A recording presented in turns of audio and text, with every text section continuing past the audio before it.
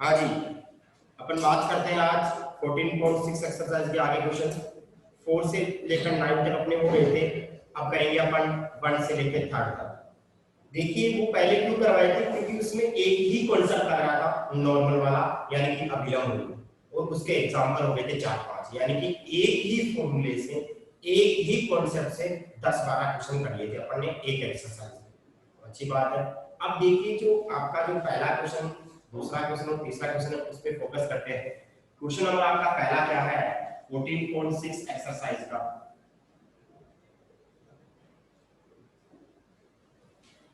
सभी अपनी अपनी बुक में देखेंगे, मैं बोल रहा हूं क्या क्वेश्चन है।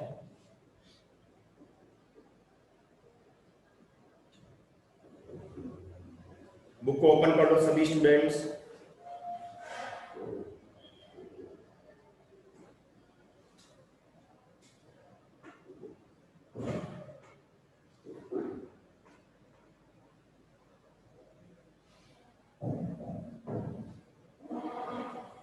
हाँ, उस समतल का समीकरण ज्ञात कीजिए जो x अक्ष के लंब है तथा बिंदु 2, -1, 3 से गुजरता है। देखिए किसी बिंदु से गुजरने वाले समतल का समीकरण क्या होता है। बिंदु दे रखा है आपको, बिंदु दे रखा है 2, -1, 2, -1, से गुजरने वाले समतल का समीकरण, समतल का समीकरण वो क्या हो जाएगा। देखिए आपको मैंने बताया था बिंदु रूप में, आपने 11th क्लास में बिंदु रूप में रेखा का समीकरण पढ़ा होगा, equation of line y - y1 and x - x1। यहाँ पे बिंदु रूप में समतल का समीकरण मैंने बताया था, formula a x - x1 b y - y1 c z - z1 = 0 होगा। होगा कि नहीं होगा। लेकिन यहाँ पे x1 की वैल्यू क्या है 2 है, y1 की वैल्यू -1 है और z1 की वैल्यू 3 है। क्या रखेंगे यहाँ पे ax - x2 x - 2 plus b y plus 1 हो जाएगा, क्योंकि y1 की वैल्यू माइनस का 1 है। और यहाँ पे c z माइनस कितना हो जाएगा 3 = 0। आपको पता है ये समतल है वो किसके लंबवत है, किसके लंबवत है x अक्ष के लंबवत है। अरे वाह, मैंने आपको बहुत बढ़िया तरीके से बताया था। जब x अक्ष के लंबवत होता है, जब x अक्ष के लंबवत होता है, देखिए जिसे मान लीजिए आपका ये समतल है, मेरी बात को समझ लीजिए, क्या है समतल है। अगर मान लीजिए समतल है और ये x अक्ष के क्या है लंबवत है, x अक्ष के क्या है लंबवत है। जब x अक्ष के लंबवत होगा तो आपको पता है इसका अभिलंब यही होगा, इसका नॉर्मल यही होगा। जब x अक्ष के लंबवत तो पक्का पक्का ये समतल है, x अक्ष के क्या लंबवत है, यानी कि इस समतल का जो नॉर्मल होगा, जो अभिलंब होगा वो कौन होगा, कौन सा अक्ष होगा, x अक्ष ही होगा। अरे x अक्ष के लंबवत है तो पक्का उसका अभिलंब होगा, यानी कि नॉर्मल होगा, वो क्या होगा x अक्ष होगा। यानी कि उसमें a वाला कंपोनेंट रहेगा और b वाला c वाला क्या हो जाएगा 0 हो जाएगा। मैंने आपको बताया भी था, एक टेबल से बनाई थी। x अक्ष के लंबवत समीकरण में b = 0 होता है और c = 0 होता है, चेक कीजिएगा, है ना। तो यहाँ पे क्या हो जाएगा, क्योंकि यह समतल समतल x x के क्या है, x x के लंबवत है, और जब लंबवत होता है इसका मतलब क्या होता है कि b का मान 0 होता है और c का मान भी 0 होगा। तो अपन क्या बोल सकते हैं, समीकरण 1 से क्या बता सकते हैं, बोलो। देखिए यहाँ से बोल सकते हैं ये वाली वैल्यू रहेगी बस, और बाकी क्या हो जाएगी, सभी 0 हो जाएगी। अरे मल्टीप्लाई की चीज कहाँ देंगे, डिवाइड में। आपका आंसर यही है, यही है। अब क्वेश्चन नंबर 2 वो क्या बोल रहा है उस पे फोकस करते हैं।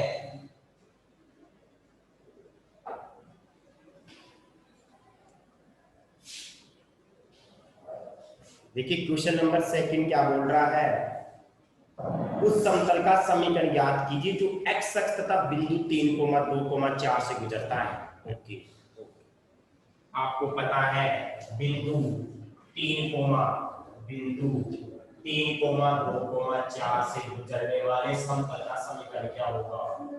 गुजरने से गुजरने वाले समतल का समीकरण क्या होगा? अभी तो बताया था, किसी बिंदु से गुजरने वाले समतल का समीकरण ये होता है। कहने का मतलब a x माइनस x1 होगा, b y माइनस y1 होगा, c z माइनस z1 होगा कि नहीं होगा? बिल्कुल होगा। बराबर में क्या हो जाएगा? 0 हो जाएगा। अब देखिए यहाँ से अगर मैं बात करूं, a x1 की वैल्यू कितनी है? 3 है, plus b y minus 4 plus c z minus z1 यानी कितना है?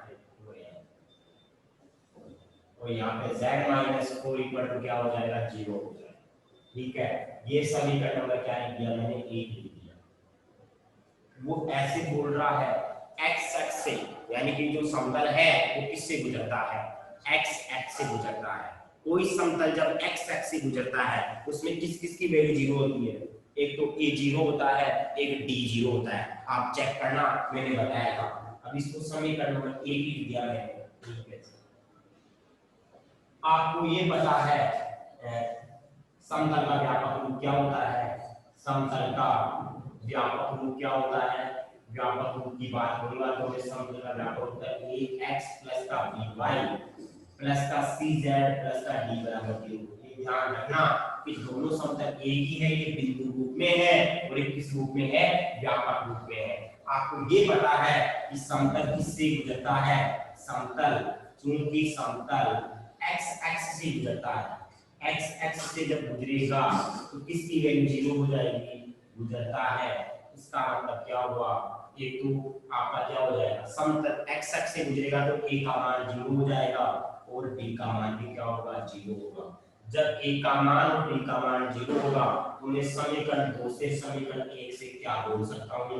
समीकरण 2 से बात करता हूँ, a का मान 0 करूंगा और b का मान 0 करूंगा। दिख नहीं रहा तो खड़े हो सकते हैं, इधर आ सकते हो आप। ठीक है, इधर आ सकते हो। ठीक है, a का मान और b का मान 0 हो जाएगा। कितना हो जाएगा? यहाँ से अगर बात करें, ये 0 हो गया, ये 0 हो गया तो by प्लस का cz बराबर 0 हो जाएगा। होगा कि नहीं होगा? ओके, इसको समीकरण नंबर क्या लिख सकता हूं मैं? 3 लिख सकता हूं। हाँ जी, एक बार इतना स्क्रीनशॉट ले, फिर अपन आगे चलते हैं।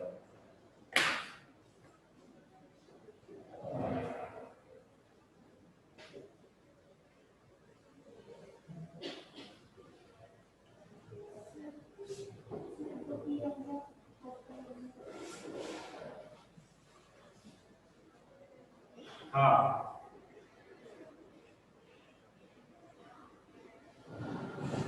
ओके, अब देखिए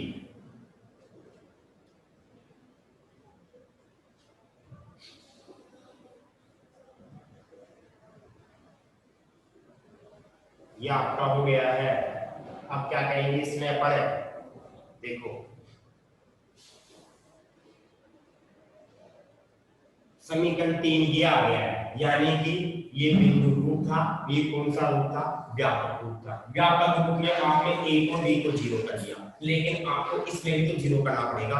a को 0 करना पड़ेगा, d को 0 करना पड़ेगा। अब यहाँ d तो दिख नहीं रहा अभी, लेकिन इसके अंदर d है, a को 0 कर सकते हैं। देखिए कैसे करेंगे इसको, देखना। अगर मैं बोलूं समीकरण 1 से बात करता हूं, समीकरण 1 से, तो आप मेरे को बताओ a की वैल्यू क्या होगी? उसमें 0 करना पड़ेगा, क्योंकि वो a बराबर b बराबर 0 है। अब मैं क्या बोल सकता हूं? आपके पास समीकरण 1 में ऐसे बोल सकता हूं, समीकरण 1 में a बराबर 0 रख देगा। ये क्यों रख रहा हूं? ये इसलिए रख रहा हूं क्योंकि सर वो किससे गुजर रहा है? x एक्स से गुजर रहा है। इसमें 0 रखो तो कितना आएगा? b y minus 2 c z minus 4 इक्वल टू 0 आ जाएगा। आएगा नहीं आएगा? यहाँ सोल्व करेंगे तो कितना आएगा? by माइनस का 2b cz माइनस का 4c इक्वल टू 0। आप मेरे को बताओ by प्लस का cz माइनस का 2b माइनस का 4c equal to 0। by plus cz की वैल्यू कितनी है? 0 है। ये वैल्यू क्या रखेंगे? 0 माइनस का 2b माइनस का 4c 0। समीकरण नंबर कहां से लिखा है? समीकरण नंबर 3 से लिखा है। ठीक है, अब आगे आ जाओ। तो यहाँ से b की वैल्यू क्या आएगी, अगर सोल्व करेंगे तो b की वैल्यू माइनस का 2c आएगी। अरे आएगी कि नहीं आएगी, बिल्कुल आएगी। और समीकरण 3 से वापस बात करो, आंसर आ गया। b का मान कितना, माइनस का 2c, साथ में कौन आएगा, y आएगा, cz बराबर 0 हो जाएगा। दोनों में c कॉमन आ रहा है, c कॉमन लेके डिवाइड कर दो, कितना बचेगा, माइनस का 2c सॉरी माइनस का 2y प्लस का z इक्वल टू 0, यानी का मतलब क्या हो गया 2y माइनस का z इक्वल टू 0। आंसर लिख दिस। दोबारा से देखिए क्वेश्चन को मैंने किया क्या क्या, क्वेश्चन को दोबारा से देखिए मैंने क्वेश्चन को किया क्या क्या। क्वेश्चन में सबसे पहले मैंने क्या लिखा, बिंदु रूप में लिखा है। इसमें रूप में लिखा है बिंदु रूप में, बिंदु 3,2,4 से गुजरने वाले समतल का समीकरण ax x1 by y1 c z z1 बराबर 0। x1 y1 z1 की वैल्यू रखी है, समीकरण नंबर 1 लिख दिया। फिर मैंने व्यापक रूप लिखा। व्यापक रूप क्यों लिखा, माइंड में क्वेश्चन ये आ रहा है कि व्यापक रूप से आपने क्यों लिखा, बिंदु रूप तो चलता है, इस बिंदु से गुजर रहा है इसलिए आपने बिंदु रूप लिख दिया, लेकिन व्यापक रूप क्यों लिखा आपने? अरे इसलिए लिखा है क्योंकि व्यापक रूप में मैंने बहुत सारी कंडीशंस बताई थी। अगर वो x अक्ष से गुजरता है इसका मतलब a का मान 0 करना पड़ेगा, d का मान क्या करना पड़ेगा, 0 करना पड़ेगा। a को 0 कर दिया, d को 0, समीकरण नंबर 3 आ गया। तो ये था नेक्स्ट। मेरी बात को समझ रहे हो? ओके, अब देखिए, अब मेरा मेन टारगेट क्या है। आप चाहे समतल ये लो चाहे समतल ये लो, बात एक ही है। कैसे, अभी थोड़ी देर बाद में समझ में आ जाएगा। समतल ये बिंदु रूप में है, ये व्यापक रूप में है, बस फर्क क्या हुआ है कि मैंने यहाँ पे a और b को 0 कर दिया, इसमें भी तो a 0 होगा। क्यों? क्योंकि ये भी तो x एक्सिस के लंबवत है। मेरा मेन टारगेट है कि b और c की वैल्यू a की पदों में लेके आ जाओ, यानी कि ये भी c के पदों में आता है, ये c के पदों में है। ऐसे भी कर सकते हैं, ये b के पदों में आता है तो b से b कैंसिल होके डिवाइड कर देंगे तो कैंसिल हो जाएगा। अब ऐसा कैसे करेंगे वो देखिए। समीकरण 1 में मैंने 0 रखा, a का मान तो ये मेरा आ गया। इसको मैंने सोल्व किया, सोल्व करने के बाद मेरी वैल्यू ये आई, इसकी वैल्यू मैंने क्या दी, 0 इसके अंदर। तो b बराबर माइनस का 2c आ गया। b बराबर माइनस 2c या तो आप इसमें रखो या फिर इसमें रखो, बात एक ही है। कहने का मतलब a का मान तो 0 गया था, इसमें रखोगे तो क्या आएगा, माइनस का 2c, y माइनस 2 आएगा, c की वैल्यू c तो c रहेगा और z माइनस 4 इक्वल टू 0 हो जाएगा। इसको सोल्व करो तो कितनी वैल्यू आएगी, देखो c को लेके कट जाएगा, माइनस का 2y प्लस का 4 प्लस का z माइनस का 4 इक्वल टू 0, 4 से 4 कट जाएगा, माइनस का 2y प्लस का z equal to 0, z minus 2y equal to 0। ये तो आया था, अभी किया था बट इसको z माइनस 2y था। तो मैंने ये b इक्वल टू माइनस 2 से इसमें नहीं रखा है, मैंने किसमें रखा है, छोटे वाले में रखा है। तो समीकरण 3 से जब मैं रखूंगा तो मेरे पास c कॉमन लेके वो तो 0 में चला जाएगा और जो बच गया मैंने उसको लिख दिया है। ये आपका किसका समीकरण आ गया, समतल का समीकरण आ गया। ठीक है, एक बार यस और नो में कमेंट कर दो अगर समझ में आ गया। यस और नो में कमेंट कर दो एक बार समझ में आ गया तो। ओके ओके, इसका स्क्रीनशॉट ले लो, स्क्रीनशॉट ले लो इसका। Thank you. आगे चलो, क्वेश्चन नंबर 3 वाला क्वेश्चन क्या बोल रहा, देखो उसको बुक में और एक बार पढ़ो उसको किस तरीके से उसको कर सकते हैं।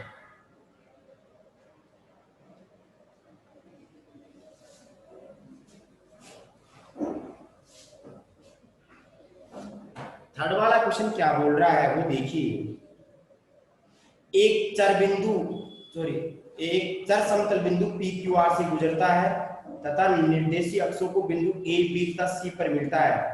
प्रदर्शित कीजिए कि निर्देशांक समतलों के समांतर ए बी तथा सी से गुजरने वाले समतलों के उभयनिष्ठ बिंदु का बिंदुपथ ये होगा। देखिए यहाँ पे निर्देशीय अक्षों की बात करता है। कभी भी आपने 11th क्लास में पढ़ा होगा, जब कोई रेखा निर्देशीय अक्षों को बिंदु ए और बी पे काटती है, a, 0 पे 0, b पे, आपने पढ़ा होगा बेसिक कॉन्सेप्ट। अगर कोई भी रेखा है, अगर वो ये a पर काटती है 1, 0 और b पर काटती है 0, b पर, ये आपका x एक्सिस, ये आपका y एक्सिस, तो कौन सा रूप लिखते हैं, अनटेकन रूप लिखते हैं, उसको बोलते हैं intercept form equation of line. क्या होता है, x/a प्लस का y/b इक्वल टू 1 होगा। यहाँ पे निर्देशी अक्ष 3 होंगे, x भी होगा, y भी होगा, z भी होगा, क्योंकि क्या पढ़ रहे हैं, 3D पढ़ रहे हैं। अब देखिए क्वेश्चन नंबर आपका 3 है, उस पे फोकस करें अपन। देखिए सबसे पहले मैं 3 अक्ष बनाऊंगा, कैसे बनाऊंगा वो देखिए। ये मेरा मान लीजिए आपका x अक्ष, ओके, ये मेरा y अक्ष, ओके, ये मेरा कौन सा अक्ष, z अक्ष। मेरा समतल ये है, this this and this, okay. ये ए बिंदु मेरा a, 0,0 होगा, ये मेरा बी बिंदु, आपको ऐसे ही डायग्राम बनाना है जब अंतःखंड रूप आता है तो। और सी मेरा होगा, क्या बिंदु होगा, अगर मैं बोल दूं सी हो जाएगा मेरा 0,0,c होगा, ये मेरा मूल बिंदु होगा, ओके, ठीक। इतनी बात समझ लो सबके आगे। अब क्या बोलेंगे, समतल का समीकरण। समतल का समीकरण कौन से रूप में, अंतःखंड रूप में। तो पहले क्या बोलेंगे अपन, देखो इसमें क्या क्या चीज लिखेंगे, उसमें जो दे रखा है उसको देख लेते हैं और बाकी को अपने को मानना पड़ेगा। एक चल सो ओके ओके,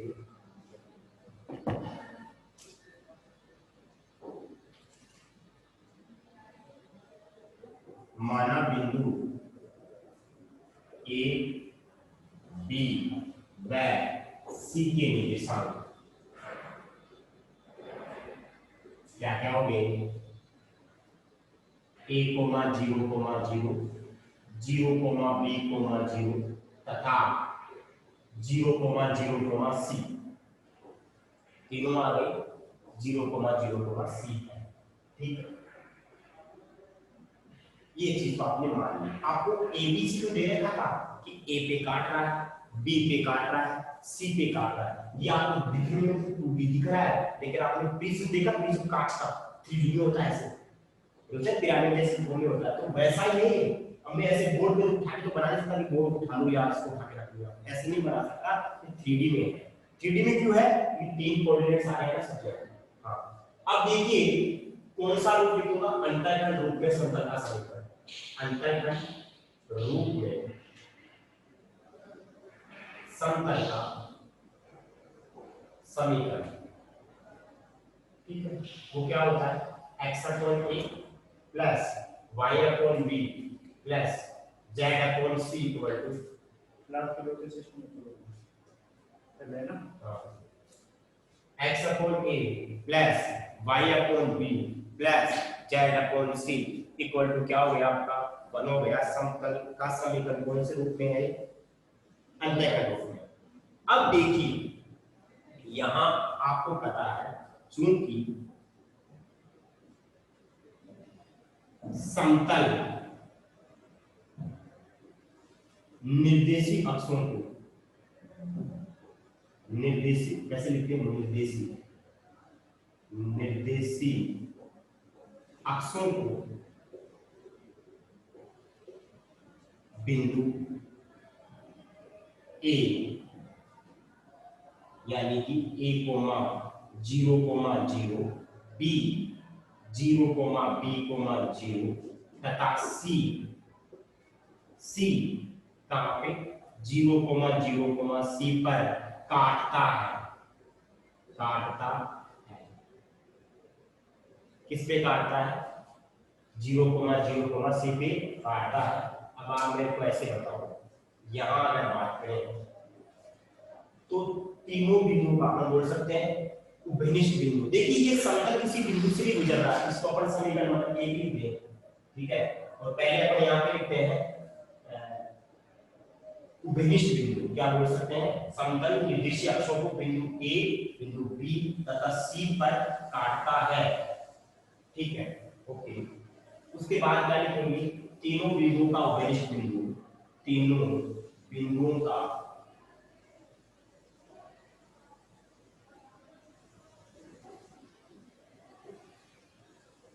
उभयनिष्ठ बिंदु क्या होगा, देखिए इसमें a आ रहा है, इसमें 0 आ रहा है, इसमें 0 आ रहा है, यानी कि अपने को a वाला लेना पड़ेगा, इसमें b आ रहा है तो b और c आएगा। अपने को क्या करना है, ये बिंदु ये उभयनिष्ठ आया तीनों का, अगर अपन तीनों को, अगर मैं मान लो हवा में कोई पॉइंट मानता हूं, अगर मान लीजिए हवा में कोई पॉइंट मारता हूं, मान लीजिए वो एक्स एक्सिस से कितने दूरी पर होगा, एक दूरी पर होगा, ए डिस्टेंस पे होगा, वाई एक्सिस से कितने पे होगा, बी पे होगा, जेड से कितने पे होगा, सी पे होगा। ये तो एक्स एक्सिस पे पड़ा है, ये वाई एक्सिस पे पड़ा है, ये जेड एक्सिस पे पड़ा है। अगर मान लो मैं एक्स वाई तल की बात करूं तो बताओ क्या आएगा बिंदु a, b, 0 आएगा, क्योंकि x वाला y वाला z वाला 0 हो जाएगा अगर x y तल होगा तो। अगर मैं y z तल की बात करूं तो क्या बोलूंगा, 0, b, c बोलूंगा।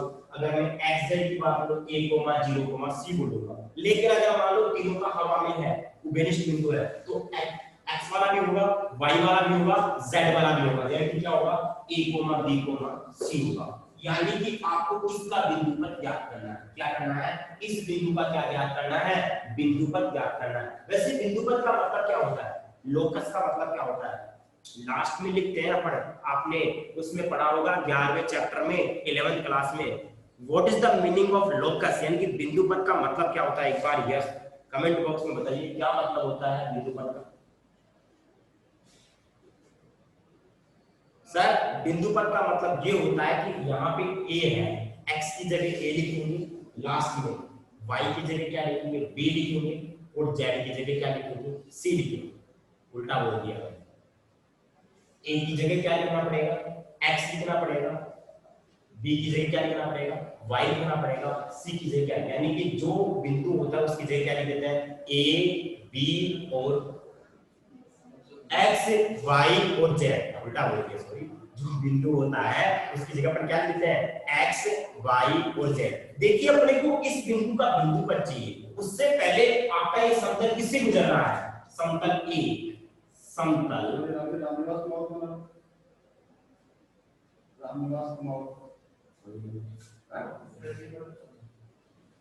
समतल एक बिंदु p q r से गुजरता है। जब इससे गुजरता है तो आपको पता है कोई भी समतल किसी बिंदु से गुजरेगा तो वह बिंदु समतल को क्या करेगा, संतुष्ट करेगा, सेटिस्फाई करेगा। अरे करेगा नहीं करेगा, अगर समतल एक इस बिंदु से गुजरेगा इसको क्या करेगा, वो सेटिस्फाई करेगा। यानी कि x की जगह क्या लिखूंगा, p, क्या हो जाएगा, p अपॉन a हो जाएगा, q अपॉन b हो जाएगा, और r अपॉन c हो जाएगा इक्वल टू 1। अब लास्ट में क्या लिखेंगे अपन, वो देखो, अतः बिंदु ए, उभयनिष्ठ बिंदु, क्या बोलेंगे, उभयनिष्ठ बिंदु, उभयनिष्ठ, तो यहाँ पे ऑलमोस्ट मौत आता है क्या नहीं 12 में, उभयनिष्ठ बिंदु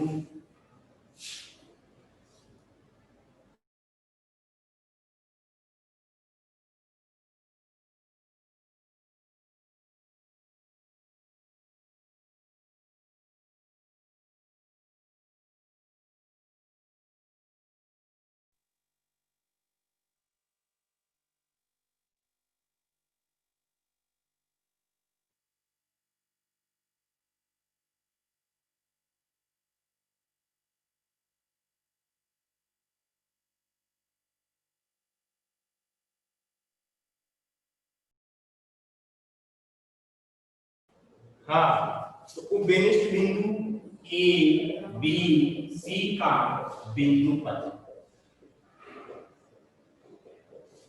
बिंदु पद क्या हो जाएगा, अब बताओ, ए बी और सी की जगह क्या लिखूंगा, एक्स वाई जेड। तो बताओ क्या होगा, कहां गया मैंने गया, पी अपॉन क्या हो जाएगा, एक्स, क्यू अपॉन क्या हो जाएगा, वाई, और आर अपॉन क्या हो जाएगा, जेड बराबर क्या हो जाएगा 1। आपको ये तो सिद्ध करना है, p upon x, q upon y, r upon z, और ये आंसर हो गया। देखिए इस क्वेश्चन में कुछ है नहीं, लेकिन थोड़ा लिखने का तरीका थोड़ा सा बड़ा हो गया लैंग्वेज का, दोबारा से देखिए क्वेश्चन। ये आपका क्या था, अंतःकरण रूप में रिप्रेजेंट करने का तरीका, किसी भी प्लेन को समतल को, माना बिंदु a b c के निर्देशांक अपन ने ये मान लिए, ये मान लिए, ये मान लिए, ठीक है। अंतःकरण रूप में समतल का समीकरण क्यों लिखा, क्योंकि अंतःकरण रूप में काट रहा है, ठीक है। आपको पता है इन तीनों का उभयनिष्ठ बिंदु क्या आएगा, कहां गया, कहां गया, ये उभयनिष्ठ बिंदु क्या आ गया, ABC आ गया। समतल निर्देश अक्षों को इस बिंदु पे काटता है तो तीनों बिंदु का उभयनिष्ठ बिंदु ये हो गया। आपको पता है ये समतल किससे गुजर रहा था, PQR से गुजर रहा था, तो XYZ की जगह क्या लिख दिया, PQR लिख दिया। अब जिसका बिंदु पर चाहिए होता है उसकी जगह क्या लिख देते हैं, XYZ, वही तो किया। स्क्रीनशॉट लीजिएगा इसका, एक बार इसका स्क्रीनशॉट ले लो, फिर अपन आगे चलते हैं, एग्जाम्पल पे फोकस करते हैं। एक्सरसाइज कंप्लीट हो गई है, 3-4 एग्जाम्पल बचे हैं। चले, ओके ओके,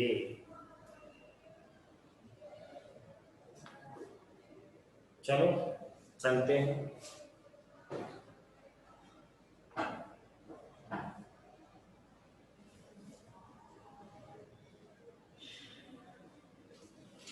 आपका देखिए, मैंने एग्जाम्पल नंबर कहां से करवा दिए थे पहले, 25 से 24 से 28 तक, 25 से। अब उससे पहले वाले एग्जाम्पल करते हैं। उसका सबसे पहला वाला एग्जाम्पल देखो वो क्या है।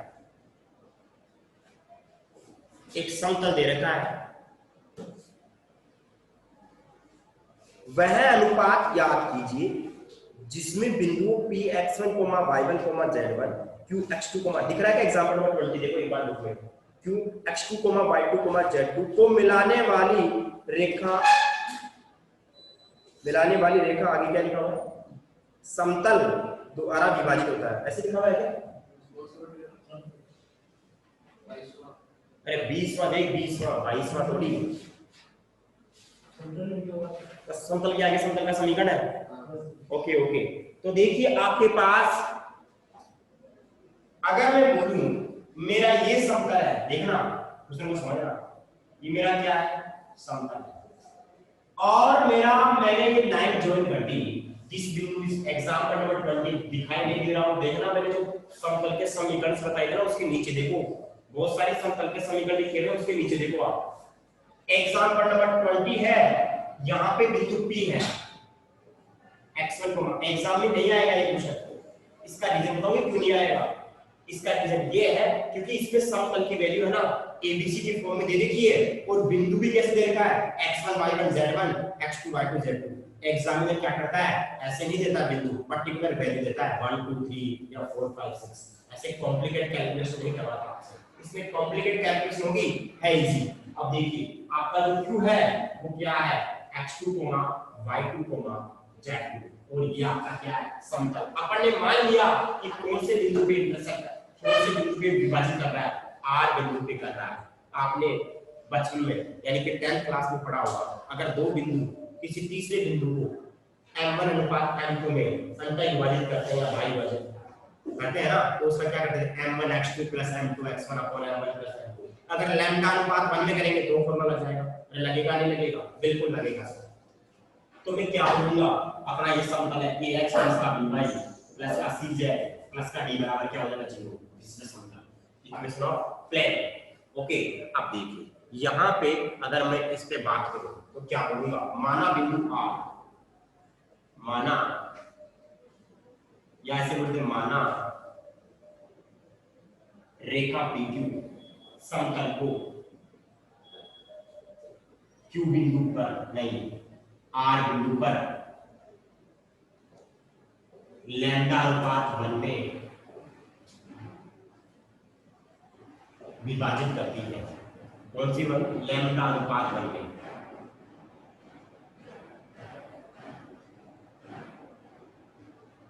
मैंने यहाँ पे नई अंतर वजन बोला, नई बाह्य वजन बोला। अगर माइनस में आएगा तो बाह्य वजन हो जाएगा, अगर पॉजिटिव आएगा तो अंतर वजन होगा। देखिए क्या फॉर्मूला होगा आर का, आपने पढ़ा होगा m1x2, पढ़ा होगा m2x1 upon m1 plus m2 होगा, m1y2 प्लस m2y1।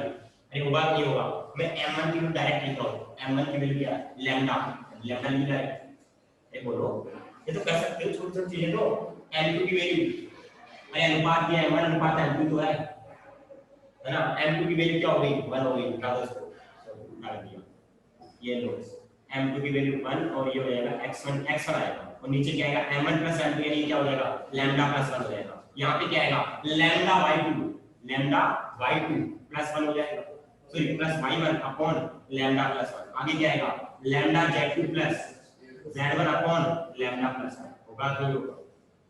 अब ये बिंदु क्या समतल के ऊपर होगा, क्या ये बिंदु समतल को संतुष्ट करेगा, क्या ये बिंदु समतल को संतुष्ट करेगा, बिल्कुल करेगा। क्यों? क्योंकि बिंदु कहां पे है, समतल भी तो है। अगर जब समतल पे है तो 100% ये बिंदु समतल को क्या करेगा, सेटिस्फाई करेगा। तो मैं क्या बोल सकता हूं, क्योंकि बिंदु R समतल पर स्थित है, समतल पर स्थित है, इसलिए क्या बोल सकता हूं मैं, ये वाला बिंदु इसमें लगाएंगे तो इट इंप्लाइज दैट ए ऐसा का ऐसा। बताओ x की जगह क्या लिखूंगा, ये वाली वैल्यू लिखूंगा lambda x2 plus x1 upon lambda plus 1 plus b lambda y2 plus y1 upon lambda plus 1। आगे क्या आएगा, c lambda z2 plus z1 upon lambda plus 1 equal में क्या हो जाएगा, 0 हो जाएगा। नेक्स्ट डी है प्लस का d इक्वल में क्या हो जाएगा, 0 हो जाएगा। अब पूरे में क्या एलसीएम आ रहा है, लैम्डा प्लस 1 आ रहा है। अपना मेन टारगेट क्या है इस क्वेश्चन में, लैम्डा रेशियो 1 निकालना है, यानी कि लैम्डा की वैल्यू चाहिए, किस अनुपात में विभाजित करता है वो रेशियो चाहिए। यस और नो, यानी कि आपने लैम्डा अनुपात 1 माना। अगर मान लीजिए लैम्डा की वैल्यू 4/5 आ गई, लैम्डा की वैल्यू क्या आ गई, 4/5 आ गई, क्या लिखेंगे 4/5 अनुपात 1 कितना हो जाएगा, 4/5 हो जाएगा। यानी कि टारगेट क्या रहा आपका, किसकी वैल्यू फाइंड आउट करना, लैम्डा की वैल्यू। ये आपके पास सिचुएशन है, किसकी वैल्यू फाइंड आउट करेंगे, लैम्डा की वैल्यू। अरे क्या एलसीएम आएगा, लैम्डा प्लस 1 एलसीएम आएगा। इसको सोल्व करेंगे, एलसीएम लेंगे। देखिए कैसे सोल्व करेंगे इसको, लैम्डा प्लस 1 मैंने एलसीएम लिया है। अब देखिए ऊपर कैसे सोल्व कर रहा हूं, ध्यान से समझना। लैम्डा है इसमें भी लैम्डा है, इसमें भी लैम्डा है, सब में लैम्डा कॉमन ले लो। बताओ क्या बचेगा, ax2 प्लस यहां पे क्या आएगा by2, लैम्डा वाले को लिखो में और by2 प्लस cz2। जब लैम्डा प्लस 1 आप एलसीएम लोगे तो ये भी लैम्डा से मल्टीप्लाई होगा। अरे होगा कि नहीं होगा, d लैम्डा प्लस 1 होगा। तो लैम्डा बाहर ले लिया, अंदर क्या बचेगा, d बचेगा। ये खत्म कर दिया लैम्डा वाला काम। अब जो कांस्टेंट वैल्यू जो अलग से वैल्यू है, ax1 से मल्टीप्लाई होगा, by1 से होगा, cz1 से होगा, लेकिन लैम्डा प्लस 1 किससे मल्टीप्लाई होगा, d से। d लैम्डा तो आ गया, d भी तो आएगा। अरे आएगा कि नहीं आएगा, एक छोटी सी आपको आती है इसलिए यहां पे क्या हो जाएगा, मैं बोल सकता हूं ax1 प्लस का by1 प्लस का cz1 प्लस का d बराबर में 0 हो जाएगा। नीचे वाली चीज बदल जाएगी, अरे जाएगी नहीं जाएगी। आपको किसकी वैल्यू चाहिए, लैम्डा की वैल्यू। लैम्डा की वैल्यू को यहां रखो, बाकी को बदल दो। अरे ये तो 0 हो गया। तो देखिए मैं क्या कर रहा हूं इसमें आगे, अगर मैं बात करूं यहां से मैं क्या कर सकता हूं, टाइम कितना हो जाए, यहां से अगर मैं बोलूं तो बताओ ये वाली वैल्यू सारी 0 हो गई, ये उधर जाएगा तो नेगेटिव में आएगा। तो बताओ क्या आएगा, lambda ax2 plus by2 plus cz2 plus d बराबर माइनस का ax1 plus by1 plus cz1 plus d। ये बात सबके समझ में आ गई, क्योंकि सर इसको उधर भेजेंगे 0, उधर जाएगा, पक्षांतरण करेंगे तो नेगेटिव में आएगा। लैम्डा के लिए बोले क्या आएगा, माइनस का ax1 plus by1 plus cz1 plus d, नीचे क्या आएगा ax2 plus by2 plus cz2 plus d। अभिष्ट अनुपात क्या आया, अरे जो अनुपात चाहिए आपको वो अभिष्ट होगा, रिक्वायर्ड रेशियो क्या होगा, लैम्डा अनुपात 1 है। तो जब लैम्डा अनुपात 1 है इसका मतलब यहां पे रखूंगी तो नेगेटिव आएगा। तो पहले इसको रख दो फिर इसको रख दो, यहां क्या हो जाएगा, ऐसे में आएगा नहीं, ऐसे यहां पे क्या आ जाएगा, minus ax2 plus by2 plus cz2 plus d ratio क्या आएगा ax1 plus by1 plus cz1 plus d। ये आपका क्या हो गया है, आंसर हो गया है। ठीक है, अब इसका जो अगला एग्जांपल है वो इसी पे बेस्ड है। वो क्वेश्चन आ सकता है और वो 6 नंबर में आ सकता है। क्यों आ सकता है, क्योंकि 3 पार्ट पूछा, उसको 3 रेशियो पूछा है, xy तल को, yz तल को, zx तल को, 3 आंसर आएंगे तो 2-2 नंबर के 3 क्वेश्चन हो गए। तो वो क्वेश्चन आ सकता है, ये क्वेश्चन नहीं आएगा। क्यों नहीं आएगा, क्योंकि इसमें कैलकुलेशन है टफ।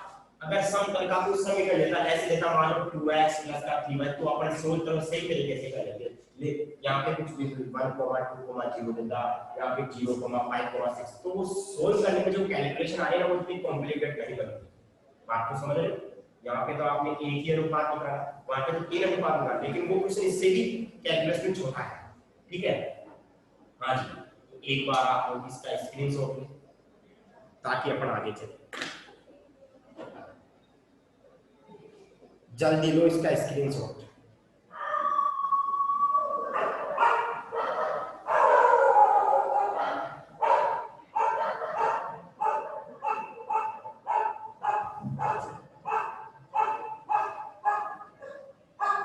हाँ जी, अब अपने पास 2 मिनट बची है।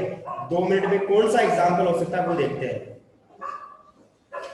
2 मिनट में कौन सा एग्जाम्पल हो सकता है वो कर लेते हैं।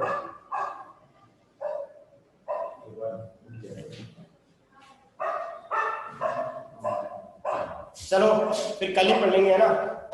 2-3 एग्जाम्पल बचे हैं, कल अपन एग्जाम्पल करके 14.7 खत्म ही कर देंगे। 14.7 में कुछ ज्यादा है नहीं, एक एक क्वेश्चन बताऊंगा, 4 मतलब है बहुत इजी। उसमें सब में एंगल वाली कॉन्सेप्ट लगेगा, एंगल वाला कॉन्सेप्ट लगेगा, और बढ़िया तरीके से 14.7 जिसने कुछ भी नहीं पढ़ा अभी तक उसके 14.7 100% समझ में आ जाएगी। ठीक है, उसमें फॉर्मूले हैं, कॉन्सेप्ट है। चलो आज के लिए इतना ही काफी है, थैंक यू सो मच। ठीक है, जितना पढ़ा है कॉपी में वर्क कर लेना। टेस्ट के लिए बढ़िया तरीके से आप प्रिपेयर कीजिए, क्योंकि मैं संडे को 14 चैप्टर का टेस्ट लूंगा। ठीक है, जहां तक शनिवार तक हो जाएगा। Okay, thank you so much.